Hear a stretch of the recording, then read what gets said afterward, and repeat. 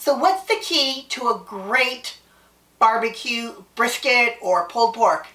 Dry rub! That's right. Give the man a star.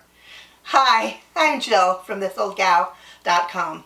Today I'm going to show you how to make an incredible dry rub, which I created many years ago when I lived in Charleston. Charleston's big on barbecue, and they're big on Carolina barbecue. So I'm going to show you how I put together my rub, and I'm going to make a big batch so you can save it and grab it anytime you want. Here we go. This is the wonderful all-purpose rub. It's great because you can put it on brisket or pork shoulder or a chuck roast, and what's nice is you pack it on and it will seal the meat so that your meat inside will be very juicy. So I've already ground up most of the pepper because I didn't think you wanted to stand there for 10 minutes while I did it. So let me just do a little bit of the rest. So there's a lot of pepper in this. Pepper gives great flavor. All right, so we're going to add some pepper, and we're going to add some brown sugar or a brown sugar substitute, either way, so you can make it low carb. You're going to want to mix this in. Make sure it mixes in nicely. It doesn't clump. Like that. All right.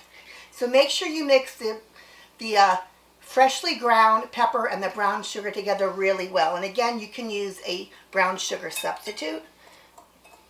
I've added about half a cup of brown sugar and a third of a cup of the freshly ground pepper. Now I like to make a big batch because Ed and I grill outside a lot. And we want to make sure that I always have some available so I don't have to mix it all up again. Not that it's hard, but I just want to grab a handful.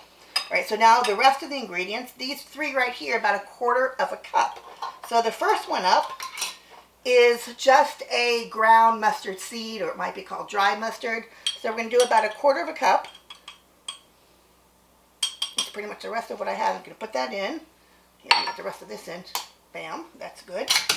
And Ed, wherever you are, take note. We need more dry mustard. Got it. I got it. All right, thank you. So we're going to take chili powder, ground chili powder.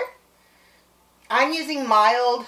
They have medium and hot, but we do everything pretty much mild. So I'm going to add chili powder to that. And I'll move that out of the way. And then we're going to add some ground cumin. Put that in there.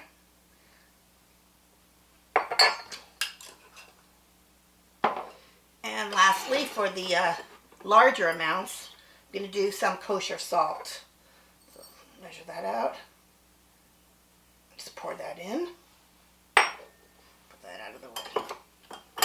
And get that mixed in really well. Okay. I've dropped the paprika. And you want to grab the paprika for me that I dropped, please? Alright, so we're going to mix that in really well. You want everything to combine. You don't want chunks of anything, thanks. Alright, and now we're going to add about 3 tablespoons of paprika. So there's 1, there's 2, and there's 3. Well, you could say it like I say it, paprika. You could do that if you wanted. But wait, how do you say granulated garlic? Granulated garlic. We're going to add in a couple of tablespoons of granulated garlic. 1 there, and 1 there. And a couple of tablespoons of onion powder. There's 1 there, a little clumpy there, and 1 there. Alright, so we're going to mix that together. Now, truth be told, you know it's an easy way of doing this, and I'm only doing it like this so you can see it, but what I do when I'm not on camera and I make a batch, I just take a baggie, you know, like a Ziploc baggie or something, and I add all the ingredients into it, because that way I can seal it and I can shake it really, really well so it's mixed completely. Move that out of the way. But for purposes here, I'm using a bowl so you can see everything that's going in. Alright, and lastly, I'm using some cayenne pepper. Now again, we like things mild, so I'm just going to add a little bit, maybe about an eighth to a quarter of a teaspoon. I'm going to put that in there. That's enough to give it a little bit of a tiny amount of heat, but really not so much because the brown sugar will balance it out. Okay, so that's all you do. You mix that up. Now to store it, I'm going to put it into a container.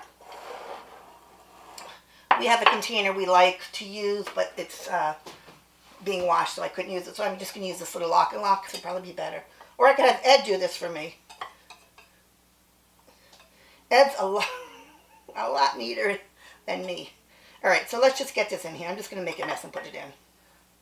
Actually, I did not make a mess. So you're going to put that in there. Close it up. Shake it really well.